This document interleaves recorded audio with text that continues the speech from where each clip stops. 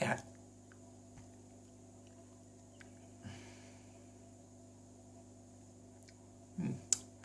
Do hope that was beard hair and not some other kind of hair.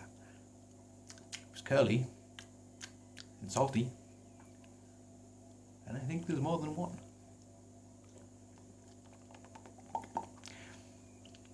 Alright.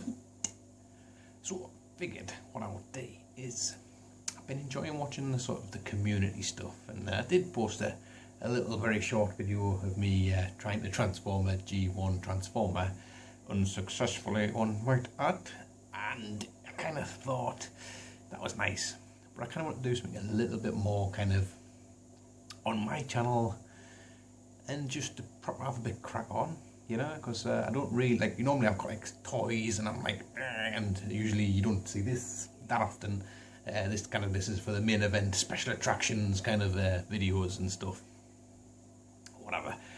And I kind of thought that I've been actually enjoying just listening to people talk to us and stuff, and just sort of like giving us their kind of thoughts and how they're feeling and what they're doing and that type of stuff. And I've enjoyed that quite a bit actually. So I thought, if I enjoy it, then probably other people may enjoy it too.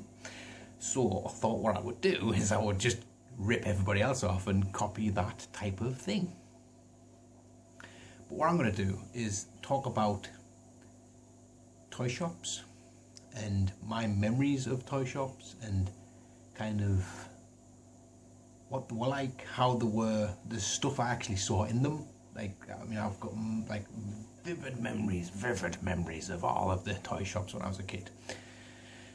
And I'd be interested in sort of hearing sort of all about your toy shops, because these days, you know, obviously back when I was a kid there was no internet, obviously, because I'm like, you know, 35, 36, 37, whatever I'm up to now. Hold on, I'll just check the wall. I'm 36-year-old, so obviously back when I was a kid there was no internet, there was nought. Which I think kind of collectors these days, obviously buying stuff on eBay, buying stuff on online retailers and stuff like that, ordering stuff online, and back in the glory days it was a case of if it was there you got it. And that's kind of, I miss that quite a bit, you know, kind of like the element of surprise of kind of just all of a sudden this just entire toy range that you've never seen nor heard of ever in your life is just in front of your face. And for me, in Sunderland, where I'm from, we had Joseph's, the toy shop, which was basically just a proper good old-fashioned toy shop. It always had like the big displays in the windows, and then a small little window near the door with like all sorts of random other stuff in. You go there, big glass door, and it was a heavy, really proper like old school, before they had to have any regulations of like, oh, you know, like people above get 52-year-old are not going to be able to open this door, and a kid's going to lose a finger if it shuts on sand, and you know, so before all that sort of stuff. So it was a proper good sturdy heavy door, and it had a round kind of handle on it, a wooden rounded handle that like really like had been worn over the years and stuff. And it was always that thing, you get to the window of the door, and obviously because it was really heavy you had to wait for an adult to kind of let you in, and it was always that little bit of anticipation before you got in there. And you'd go in, and over the years they changed the layout of where things were, and the way I kind of always remember it was downstairs you had like the sort of, at the back you had all the kind of the cheap jokey stuff, like your slinkies, them kind of puppet things you put your fingers in and they were like rubbery and you could do that with them, the springy things you popped down and popped up and stuff, and that kind of stuff. And then they kind of had a feature stuff near the staircase that went upstairs, and cuddly toys and all sorts of bits and pieces. Like I say, they moved it around over the years and stuff, but that's kind of how I always remember it. You went up the staircase, and the top of the staircase, the staircase was open at the bottom, and it kind of went up and curved, almost spiralling, but then into a random straight steps to the wall at the top. So as you come up the stairs, you kind of you saw stairs, stairs, stairs, toys, toys, toys, then you were faced with this kind of wall of the newest stuff that got in. And I remember kind of seeing monsters in my pockets there the first time. God, like Batman stuff when the Batman stuff came out. But obviously when I was first, initial memories going in there, it was all Star Wars stuff. Was just like, that was it. You know, you vintage Star Wars stuff as it was there on the shelves to pick from as a kid.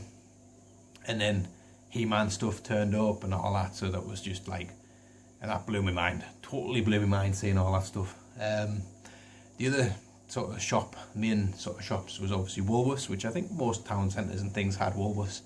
Kind of, for me, the memories of Woolworths were just the fact that they always had the current stuff, but you always got pretty good clearance stuff in there as well. They always had like a pretty good little, when they were getting rid of the current stuff, you tend to get pretty good bargains in there. There was Joplins, which you went downstairs into the basement to go and look at the toys, and that was the first time I ever saw Dino Riders. Was in Joplins, the big Brontosaurus set, massive box. Remember seeing that, being like, oh my god, look at that, that's class, and being told you got no chance. So I never got that one, obviously, but I remember seeing them in there. And Werebears, vividly remember seeing them.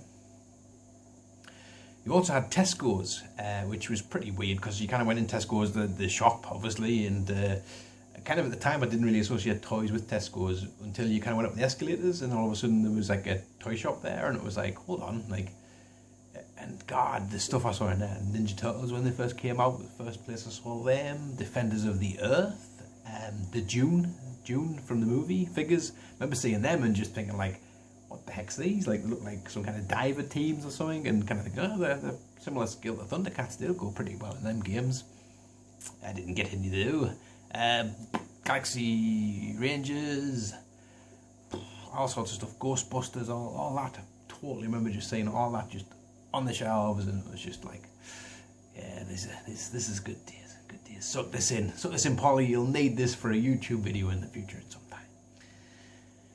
But then the one shop that I really loved, which kind of, it was early 90s, across the street from Joseph, she had a kind of, I guess it was kind of a predecessor to Iceland, where it was called Joblot. And it was basically just a kind of really manky warehouse with loads of massive chest freezers, not these lovely swish, see-through lidded ones where you could slide them and get, oh, look at this, frost-free. No, it was proper, just, you know, like they'd got them from the quayside, these chest freezers, and you just kind of went over and opened up, and everything was in like white boxes, and it was proper like cheap, dirt cheap stuff. Which, you know, that's fantastic, you know, like I'll take a random unmarked up box of random frozen goodness and see what I get for me tea tonight. But before you got into that freezer bit, there was like little market stalls kind of lining the inside, and one of the stalls, which went on to become Noble's Toy and Games shop, but we always knew it was Derek's, just because the guy who had it was called Derek. And you went in, and kind of pretty much from about 1991, probably through like the late 90s, all of the really obscure stuff, like things that you never got in any of the shops, things like Tactical Tomatoes, Tailspin, Inspector Gadget, all of the really obscure Ninja Turtle stuff, right through to the end of the run of the cartoon stuff. All the X-Men figures, X-Force figures. What else was there? The Battle Troll stuff. You name it, obscure kind of 90s stuff. This guy had it, and he used to like I say, he had a tiny little corner, like shoebox size, and he used to pin all the cards up under his wall. So you'd like go and look at stuff, and you'd kind of, oh, can I have a look at that one? So you'd go over and pull it off and give it to you, and you'd have a look, and you, right, can I have a look at that one? So you put it back and get the next one off fire, and after about the fifth one, he'd be just like, no, you're not looking at it anymore. Because obviously, you know, I would imagine that would be quite annoying. But that also got me thinking that I was in Sainsbury's. I wasn't shopping there, I was just having a look at the toys. And they had the Marvel Universe Infinity series, the 3 3/4 Marvel figures. Now, bear in mind that they're knocking them out for £12 each. £12 each. I don't know. I don't know what they're doing, but I mean they're not bad figures, but they're not worth £12. They're, you know, £4 is kind of the maximum I'd be looking at paying for them. Anyway, that's just my. So I looked on the back to sort of, you know, just to have a look at them and stuff, because that was always something as a kid I loved, you know, like you'd get the packets and stuff and you'd look at the back. That was always a big deal of what you were doing with the toys. And I looked in the back and they had like 3 other characters. Now bear in mind, I think there's about 8 or 10 in that line of them. And there was like 3 other characters that you get. And it was just there like the headshots of the toys and stuff. And I thought, yeah, I used to remember getting the X-Men figure ones. And looking on the back. And, I mean, you used to like compare which one you'd want and pick which one you wanted next. And some days you'd want, you know, a strong guy, and other days you'd want the beast. And obviously there was no guarantee you would get them, because again you'd only get what was on the shelf. So you'd have your list of like, oh, my top 10's this type of thing, and then you'd go in, and obviously if your number 1 choice was there, bang, you get it. If your number 4 choice was there, well, you'd get that. Or if there was, oh look, the new Batman stuff's out, or oh, there's a, you know, I miss it. I miss that, you know, I miss that kind of random choice, which is, I suppose, is really why I kind of enjoy the charity shops, because they are completely random. There's no kind of rhyme, no reason to any of their pricing, or what they're gonna get, or what they're gonna put out, or anything like that. So I think maybe that's kind of part of the whole charity buzz for me. So yeah, kind of just thought I'd kind of talk about toy shops and so some memories of them. I'm gonna go and, there's a cat over there screaming for some strange reason. I hope you can't hear it, because I would hate to think it was annoying you as much as I'm enjoying its lyrical kind of I'm hungry, feed me, you've just been fed, I've just fed you 20 minutes ago. Hello cats.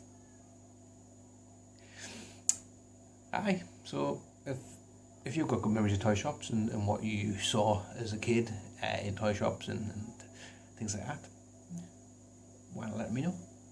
So thanks for watching, thanks for listening, thanks for getting those phones, thanks for listening, thanks for watching, and I'll catch you all later on. Ta-ra.